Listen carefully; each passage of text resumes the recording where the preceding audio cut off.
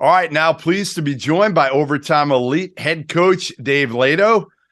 Dave, how you doing? We're gonna break down both of the Thompson twins today, who you've had a chance to be around here for a while and watch grow. Let's start with Amen Thompson first, and kind of break down his game for me a little bit. A lot of people don't know about him because, again, they've been with Overtime Elite. They've got some exposure, but not the exposure that a lot of college kids have gotten over the last couple of years in terms of being on national TV. Give me a little breakdown first of Amen's game and what he's all about. So I want you to stop me when I do comparisons, because never in my journey have I been around identical twins. And first of all, it took me probably a few months to know which one is which visually. And it's taken a lot longer to understand the differences in their personality as well, specifically in their game. So I'll preface everything by saying, but Amen, he's very like the both of them. That's the first thing. They're very, very, very gifted in a lot of different areas, right?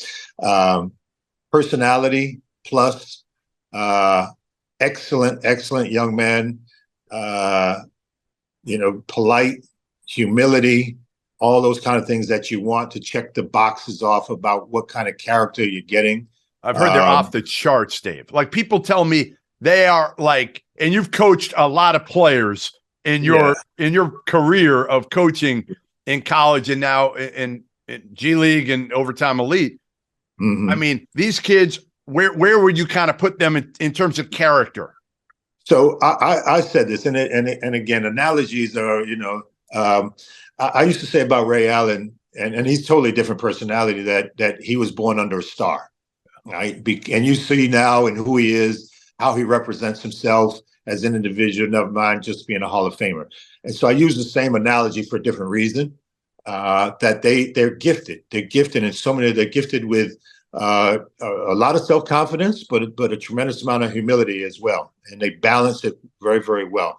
Example I'll use for Amen as well is that, they're in the gym from 8 to 8. They work out 4 times a day. But because of who they are and who they become, there's not 10 minutes that go by that somebody is not in their space. And not ever, I mean, I can't say ever. There've been a time or two where they lose their cool, a little bit impolite or whatever. They're just so accommodating. It just speaks to their personality. And both the men and Asar at birth were given a middle name, and it's 4 letters: XLNC. Yeah, you write that down, Joe. I'm writing it down. XLNC. I'm trying to figure out what it means. Yeah, excellency. Ah, very interesting. And now to be able to live that out, is a credit to mom and dad, but a credit to them and their growth and development. And so getting back to just, Amen, and he was born a minute earlier, so he's the big brother. He's had more of a reputation, as an athlete and a basketball player, being more advanced than his brother. So he's had a large part of the spotlight, on him. He is an athlete, is an on the ball player, so he's more of a lead guard than his brother, and that by virtue of personality and flourishing in that role with the ball, and so that's the biggest difference between him and his brother. He's more of a point. He's more of a point, a true point. He's more of a point. Yeah. I wouldn't say true point because, and again, with basketball, as you know, so there's not as many Chris Pauls right now as they are Dame Lillards, right? You're not a point guard as much as you're a points guard. Right. And he kind of goes back. He's like, I want to be on the ball. I want to be on the ball because I like to raise my hand and say we're running the 2 play and that kind of thing. But he operates at a very, very high level in tight spaces. Pick and roll offense, just getting through a drop coverage or a hard hedge and all that. But the off the charts athleticism that they, and particularly he, I can't say he because they both possess it, is things that I tell people, scouts or people who have been in our building, like 2 or 3 times a week, they do something and he is at the top of the charts with doing it that I've never seen before athletically. And Ever. I mean, this is like almost 40 years of being in the gym, and it's not just one time; it's regularly do things. And what I've said, basketball's played at three levels: right behind the arc, mid range, and at the rim. And he and his brother, but he, because he has a ball in his hands, has a fourth level. Wow. Like he'll take off inside the foul line before the dotted line and do these miraculous, athletically gifted. It's almost like he takes off as a triple jumper. Really? And can stay in the air more than anybody that I've been around. And then they have these finishes, left hand, right hand, sidestep, Euros. It's like, did you see that? Did you see what I just saw? So Amen really, because he's been the leader in that, is really, really accomplished that way as a person and as an athlete.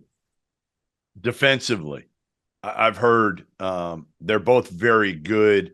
Break down for me Amen's game on that end of the court. Yeah, so in the 2 years we had, there's so much skill development that have went on that is concentrated on all the things you need to get better at, particularly because people talk about their shot. And I have said to them, and I've said to their older brother Troy Jr. and their dad or anybody, is that if they wanted to, and if Amen, because again he's the lead, or if he wanted to have an 8-second count in the NBA, he could do that. If he wants to be an all NBA defender, he can do that.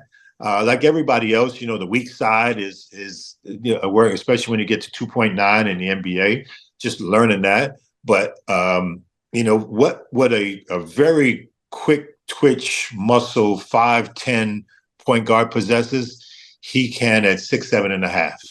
Wow. With a 6'10" or 6'11" wingspan. And so whether that comes to fruition, given all the dynamics of what his talent speak to, we'll see. But he does possess that ability and that opportunity.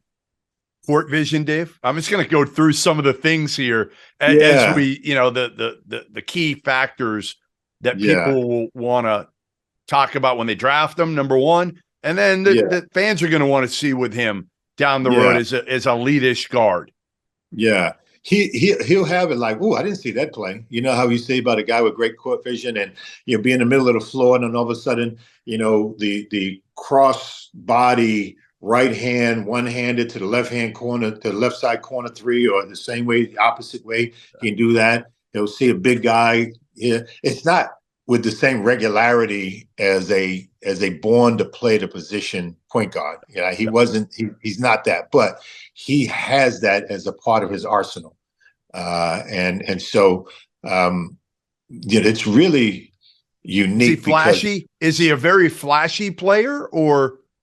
He's very, very flashy when he takes off and goes to the rim. Right. Sounds like that's entertaining to watch. Yeah, right? Yeah. So I mean, the things like, I didn't. And not just. There's been plays where, you have to kind of go back and watch it. Like he'll save a ball out of bounds and just falling out of bounds, catch it, and athletically have his balance and just go like cross his body, and the ball go from the baseline to half court right in the pocket, and then somebody will make a play after that. He is just the control they have, or he has, especially with his athleticism, is just, it's not something, as I said, I see or have seen very much, if at all.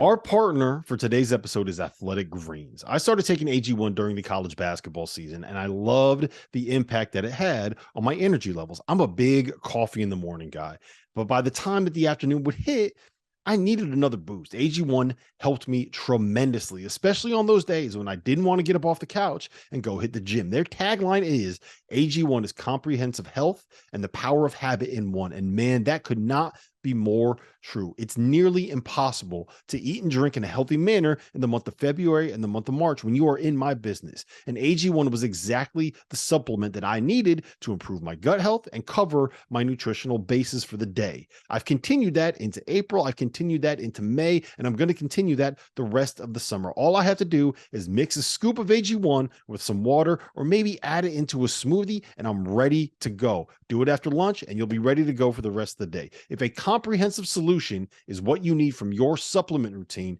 then Athletic Greens is giving you a free 1-year supply of vitamin D and 5 free travel packs with your first purchase. Go to athleticgreens.com/field68. That's field 68 FIELD, the number 6, the number 8, and you can get yours now. So check it out and help support this show. Thanks. All right. The biggest weakness for their game, both of them, I think has been fairly clear since they got there, and that's their perimeter shot. Take me through kind of when they got there and where they are now, and how much further. Listen, we know in the NBA, that's where you really improve your perimeter shot. We've seen it with a lot of guys over the years that weren't great 3-point shooters that became it with work. Where's a man in terms of his perimeter shot? So you hit the nail on the head in terms of that. Like, and I think an overemphasis has been made with they can't shoot, and it was true, and it is true. So it's the least spectacular part of their game, and the men, for sure. And so when he got here, there was a lot of adjustments that had to be made. And we have the luxury, Jeff, and I'd like to have you come down and see the building at some point in our operation, is that we got an abundance of skill development people and coaches. Between coaches, skill development people, assistant skill, there's probably 12 people to disperse between 30 athletes. Well, those guys are highlights. So he's gotten his fair share. We've actually assigned one guy from New York, Pat Quinn, to just work on the shooting, and their shooting in particular, because it was such a point of contention. And so he's come leaps and bounds, mainly because, as you said, work. Right? There's no secret sauce to it. If you ask Ray Allen, what his secrets, he's like, I don't do videos because it's just talking about how much work you got to put in. And they're 4 times a day. And before skill development, at practice, and after practice. And so it's improved from year 1 to year 2 dramatically. Is it where it needs to be? No. But as you said, I'll say this, and Devontae Murray, coming out of University of Washington, was not a shooter. He makes shots now because he given time. I talked to the people at San Antonio, and they're like, we had a 4-year process with him. Yeah. And he became an all-star with it. And he's not right now the greatest shooter in NBA, but it's part of his dynamics as an athlete. And so same with Gilgeous-Alexander. Right? Look at De'Aaron Fox. Look at De'Aaron Fox right now. Yeah. So he's not going to shoot 8 of them a game or 10 of them a game, but he's going to shoot it for it, and he'll in 5 years' time, when he's getting ready to really solidify himself as a quality NBA player, it won't be something that we'll talk about nearly as much, put it that way. I hate playing the comparison game, but for these kids, I want to play it only because people haven't really laid eyes on. So even if it's taking parts of other players' games, not one player specifically, but if you had to combine a couple players and say, hey, he's kind of like him defensively, how would you do that with a man? Is there somebody or a couple players that you would say he's kind of like? Yeah, I'll take bits and pieces of a couple of guys. Yeah. And one of them is Gilgeous-Alexander. Yeah. Because Shea plays on the ball, plays off the ball. Yeah. He can be athletic. He can be a little skilled. He can pull up. He's swift. He's quick. You can say Jonathan Kuminga. From an athletic standpoint, Jonathan is more power, bigger athlete, where Amen is more grace in his athleticism. So that's 2 guys right there. Thinking of another, I'm trying to think of younger guys. Although Shoot, now name escape. Who? He's a seasoned Grizzly. He's on the bench right now. Golden State. He's injured. He's been around for 15 years. What's his name? Wow, I can't believe it. Iguodala still? Iguodala? Yeah, Andre. Yeah, so he's got a portion of that of Andre. Excuse me for forgetting his name.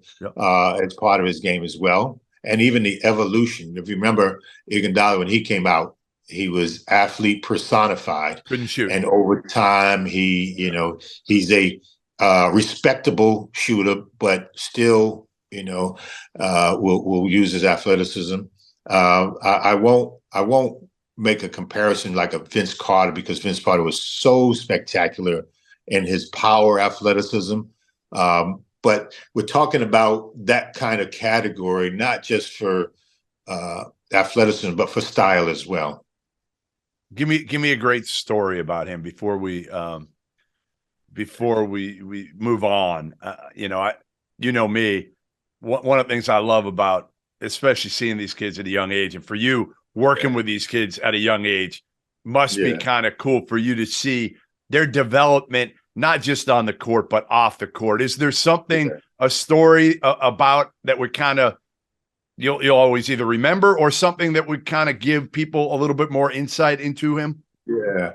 So about 2 months ago, maybe a little less than that, I've come in the office and Damian Wilkins, who played in the NBA, is our general manager. And I passed by his office and both the brothers are in there and there's a young woman there. So I go and say hello and she's fitting them for a suit, in anticipation for the draft. I don't know if it's going to be a draft suit, but it's the first time. And you have to know them. Like they dress in sweats and Crocs every day. And so we're talking about it and you could see the level of discomfort at the highest level, and the question that Amen asked is like, do we really have to wear a suit for the draft? They'd rather go in sweats. Yeah. It's like, that's like the coronation. You go last year to Bonchero and then he's got the fan, like this is and they are, it's a description of a man's personality and his brothers. It's like they are, I couldn't describe their personality any more than to tell that story about, pretty good. Most people, and they look very much looking forward to the draft, but more the draft process, and then after the draft, night. They're not into all the other stuff. They just love playing ball, Dave. They so obviously, and in year one we had 26 guys, and they all got paid, and they were at the high end. I don't know, I haven't seen their contract, but in 2 years they've made a lot of money. Just put it like that. Okay. And they wear high school sweats, I say Crocs, T-shirts, borrowed this. They so you'd never know. You'd never know they had any money. Not one iota. Not one bit. And both of them have a lot more money than your average teenager would have. A lot more than you and I had at that time. Yeah. All right, there you have it. Overtime Elite head coach Dave Lato on Amen Thompson. And going to be a really good one. Going to be fascinating to watch his development and where he gets drafted.